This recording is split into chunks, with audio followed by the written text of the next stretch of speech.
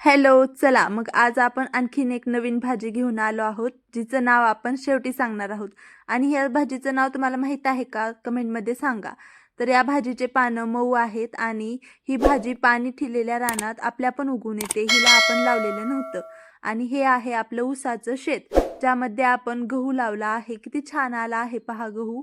आणि आणखीन थोडी आपण इथे भाजी घेणार आहोत, कारण ह्या भाजीला नीट केल्यानंतर आणि आपल्याला ह्या भाजीला करण्या अगोदर भाजावं लागतं. भाजल्यानंतर ही भाजी खूप कमी होते.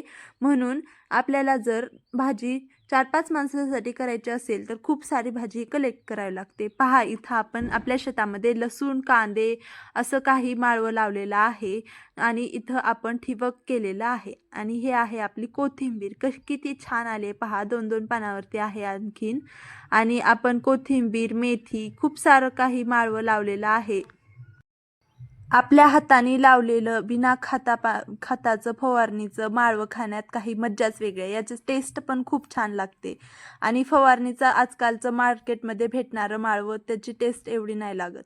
तर हे होतं आपल्या आंब्याचं झाड. आणि आता आपण घेतलं आहे भाजी आणि गवत आपल्या वासरासाठी. आणि ही भाजी नीट करताना या भाजीच्या काड्या थोड्या पण घ्यायच्या नाहीत, फक्त पानं घ्यायचे. आणि आपल्या चॅनलला सबस्क्राईब करून बेल आयकॉन नक्की प्रेस करा. अशीच नवनवीन व्हिडिओ आपल्या चॅनलवरती येत असतात. आणि असेच भाजीपाल्याबद्दल, शेतीबद्दल आपण आपल्या चॅनलवरती माहिती देत असतो. म्हणून आपल्या चॅनलला सबस्क्राईब करायला विसरू नका. आणि या भाजीचं नाव मी तुम्हाला सांगते. या भाजीचं नाव आहे चिल्लची भाजी. तुमच्याकडे या भाजीला काय म्हणतात नक्की कमेंटमध्ये सांगा.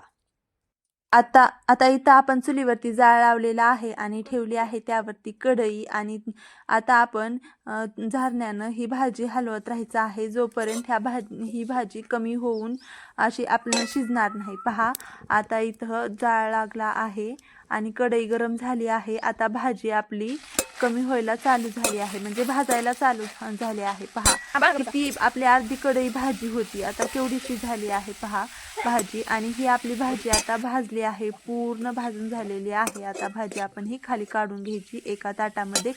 आणि ही आता भाजी आपण स्वच्छ धुवून घ्यायची आहे, कारण याचा जो वास असतो तो निघून जाईल आणि आपली भाजी खायला एकदम छान लागणार आहे. आता यामध्ये आपण थंड पाणी टाकून घ्यायचं आहे आणि ही भाजी स्वच्छ धुवायची आहे. आणि हातामध्ये गोळा करून याचा गच्च पिळून घ्यायची आहे, म्हणजे आपला जो थोडासा करवटपणा जो असतो तो या भाजीमधला निघून जाईल. आणि पहा किती लाल पाणी निघत आहे. तर भाजी स्वच्छ धुवल्यानंतर अशी गच्च अशी पिळून घ्यायची आहे. आणि मग त्याची आपल्याला फोडणी द्यायची आहे. फोडणीसाठी आपल्याला फक्त लसूण घ्यायचा आहे. आणि इथं भाजी आता आपण करायला सुरुवात करत आहोत. हा लसूण आपल्याला वाटून घ्यायचा आहे. आणि चुलीवरती कढई ठेवायची आहे, त्यामध्ये थोडंसं तेल टाकायचं आहे. आणि तेल गरम झाल्यानंतर त्यामध्ये आपण थोडेसे जिरे टाकणार आहोत. आणि जिरे तळले की त्यामध्ये आता आपण टाकू लसूण. आता हा लसूण लाल होईपर्यंत आपल्याला तळून घ्यायचा आहे. लसूण थोडा जास्तच वापरायचा आहे, कारण त्यानेच आपल्या भाजीला खमंगपणा येणार आहे. आणि इथं हिरवी मिरची टाकायची आहे, जी की आपण हिरवी मिरची भाजून वाटून घेतली आहे. आणि इथं भाजी टाकायची आहे आता आपल्याला. आणि हलवून घ्यायचं आहे भाजी. लसणामध्ये भाजी पूर्ण मिक्स करायची आहे. आणि आता आपल्याला त्यामध्ये थोडंसं मीठ टाकायचं आहे. आणि मीठ टाकल्यानंतर आणखीन भाजी हलवून घ्यायची आहे. आणि आता आपण इथं कूट टाकायचं आहे. कूट पण थोडंसं भाजीला लागेल इतकं टाकायचं आहे, जास्त कमी पण टाकायचं नाही आणि जास्तही टाकायचं नाही.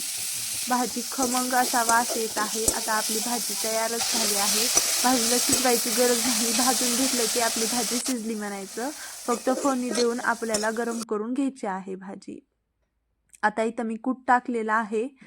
आता कूट टाकल्यानंतर आपण आणखीन एकदा भाजीला हलवून घेऊयात, मिक्स होईल सर्व कूट. आणि भाजी पहा किती हिरवीगार, किती छान दिसत आहे. भाजी खायला खूप म्हणजे खूप टेस्टी लागते. एकदा तुम्ही नक्की करून पहा. तुमच्या शेतामध्ये येते की नाही भाजी मला नक्की सांगा. आता आपण एक वाफ देऊन घ्यायची आहे भाजीला. मी ताट ठेवलं होतं आणि ते 2 मिनिटाच्या नंतर लगेच काढलेलं आहे. भाजी तयार आहे. तुमच्या शेतामध्ये येत असेल अशी भाजी तर नक्की म्हणजे नक्की करून पहा. या भाजीने तोंडाला चव येते आणि खूपच टेस्टी ही भाजी लागते. मला तर खूप आवडते. मलाच काय, आमच्या घरी ही भाजी सर्वजण खूपच मजेने खातात. तर आता ही भाजी आपण शिळ्या भाकरीसोबत खाणार आहोत. ती शिळ्या भाकरीसोबत खाण्याची मज्जाच वेगळी आहे. आता ही भाजी आपण भाकरीवरती काढून घेतलेली आहे.